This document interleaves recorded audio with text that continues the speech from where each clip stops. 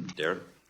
Well, thank you, Chairman Turner, and I want to thank the panel here today for your service to our country, and thank you for the work you do every day to keep our citizens safe and our country secure. I'm honored to be selected as the lead for this important working group on FISA reforms, and I'm excited to take on the necessary review. I concur with Chairman Turner that FISA, and specifically the authorities in Section 702, provide our intelligence community with an invaluable and irreplaceable tool that supports our national security apparatus in the fight against our foreign adversaries. As a former assistant U.S. attorney and specifically as a chief terrorism prosecutor overseeing the investigations and criminal prosecutions of terrorist activities, I fully understand the value of FISA as an incredible collection asset in our fight against ongoing global and terrorist threats. This committee has been briefed countless times on the many successes directly attributable to our 702 collection authorities, some of which, Director Haynes, you highlighted in your opening remarks.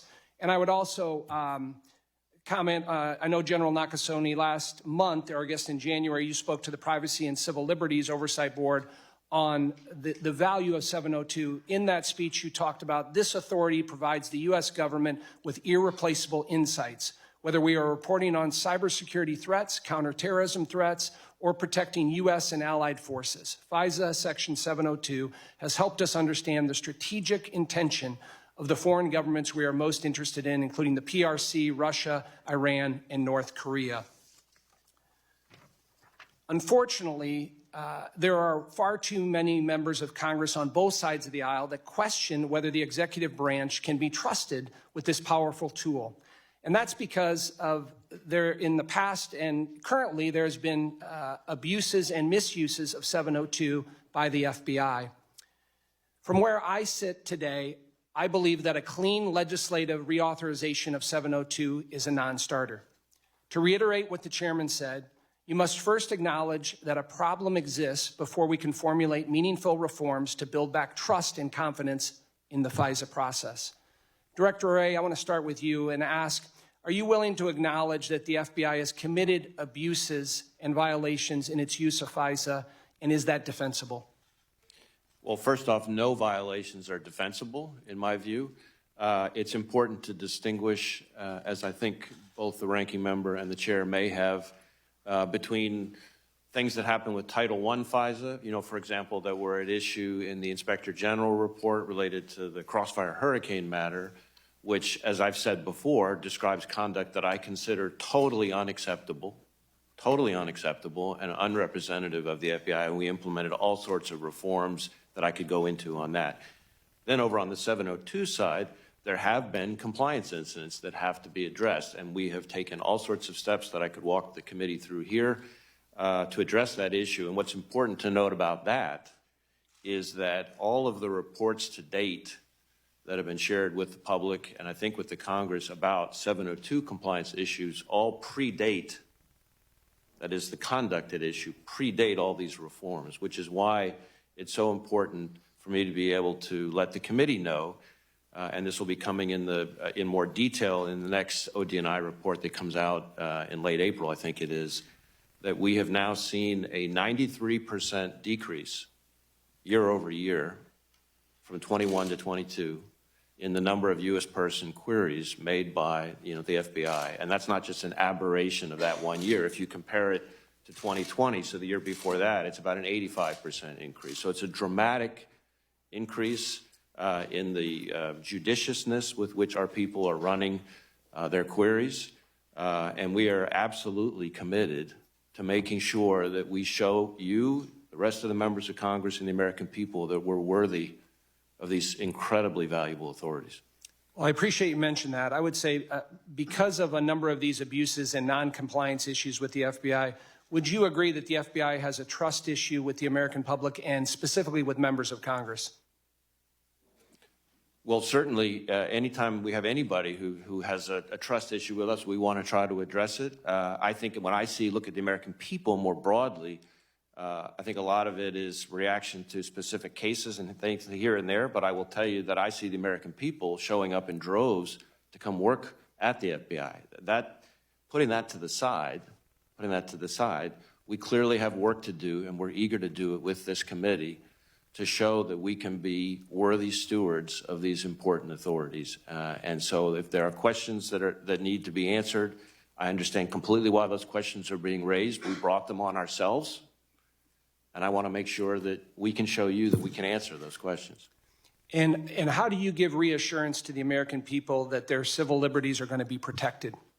Well, the changes that I started describing at a high level include all sorts of things. So that's everything from system changes that prevent even inadvertent compliance incidents. That's new safeguards, new approvals, new oversights, all sorts of mandatory enhanced training.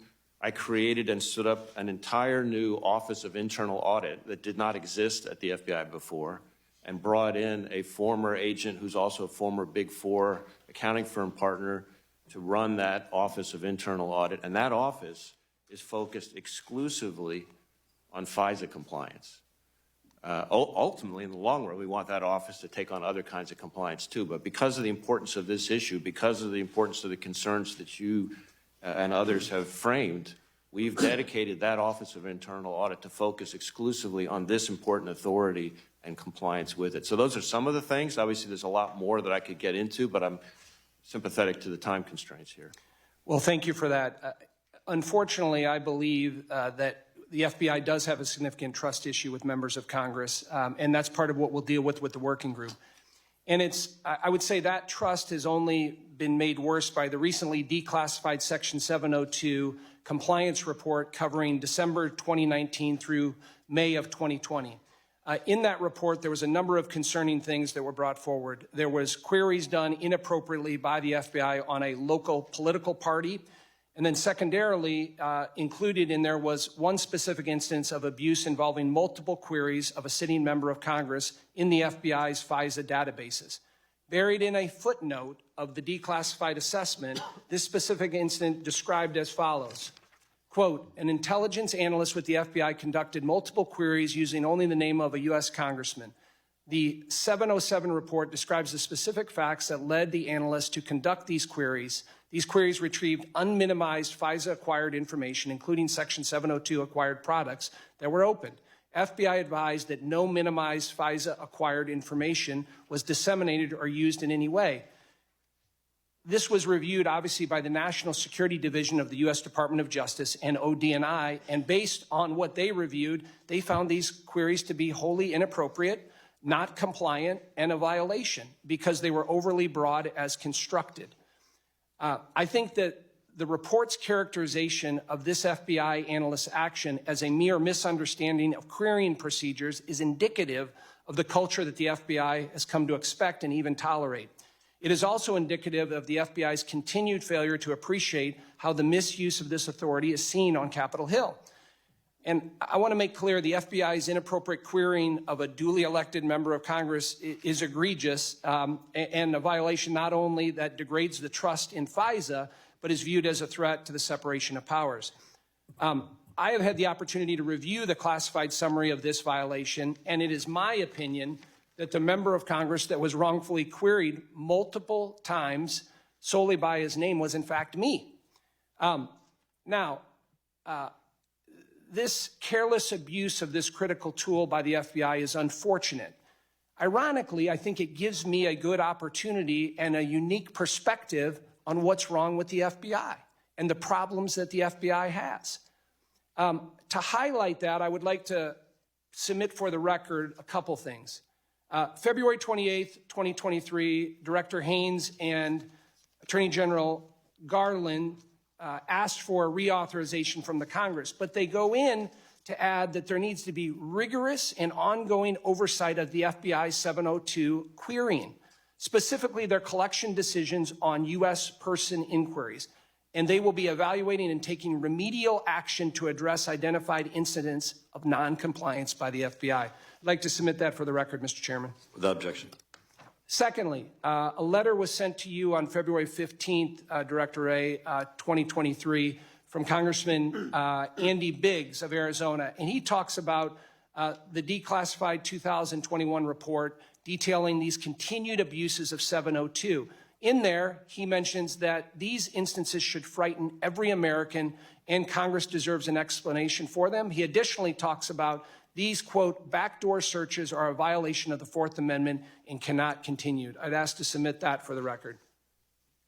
Without objection. Thirdly, article in Politico from March 1st titled DOJ Faces Bipartisan Foulniks or Army of Skeptics on FISA 702. In that article, again referring to this declassified report on the inappropriate use of 702, it talks about, in a sign of, I'll quote here, in a sign of odd political bedfellows in the House, who are pushing reforms, conservative Congressman Andy Biggs and progressive member Pramila Jayapal, both members of the Judiciary Committee, publicly vetted on the detail tucked in the footnote of the report. An FBI intelligence analyst improperly queried surveillance data on a U.S. member of the House. I'd ask to submit that for the record. Without objection. Lastly, the footnote that I mentioned that has been declassified states in there that the National Security Division of the U.S. Department of Justice and ODNI assessed, based on the facts and analysis of this FBI analyst, that these queries were not compliant because they were overly broad as constructed. I'd like to submit that for the record. Without objection. The bottom line is 702 deserves to be reauthorized because it's an invaluable tool to our efforts to counter the threats of our adversaries. But the FISA working group must and will pursue reforms and safeguards through this reauthorization process.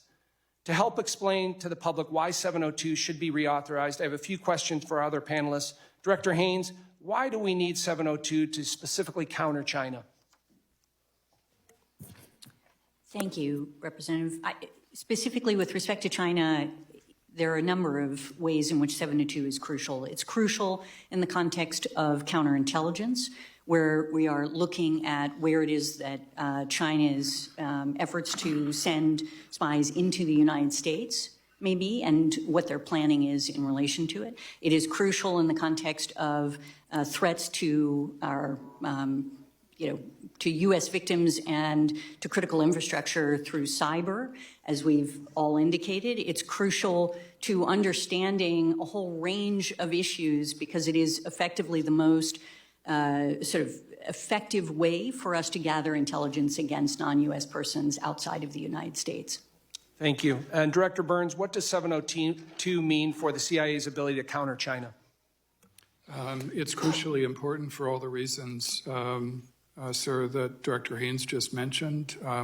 It also enables us to focus on efforts to evade sanctions, to steal intellectual property, to obtain sensitive technologies as well. And so in all those areas, it's extremely important. And Director Nakasone, can you quantify in some way how vital 702 is to the NSA's efforts to counter China? And I know you specifically referenced a number of incidents that in your speech in January. I would quantify it, Congressman, by saying it is the number one authority that we need. I can go into closed session with regards to the specific areas where it is so important. Thank you. And Director Barrier, as a consumer of the information obtained by 702, can you explain the value of this information in DNI's efforts to counter China? Yes, I can. As an all-source intelligence agency, while we don't do FISA collection, we certainly benefit from the insights we get from that. We bake that into our all-source analysis to illuminate threats for the Department of Defense and the nation. Thank you for that. In closing, I'm honored by Chairman Turner's selection as the chair of the FISA Working Group, and I'm energized to begin our bipartisan work with the Judiciary Committee and our Senate colleagues to reform and reauthorize this vital tool. I also look forward to working with all of you here before us today and request your cooperation in this endeavor. Thank you, and I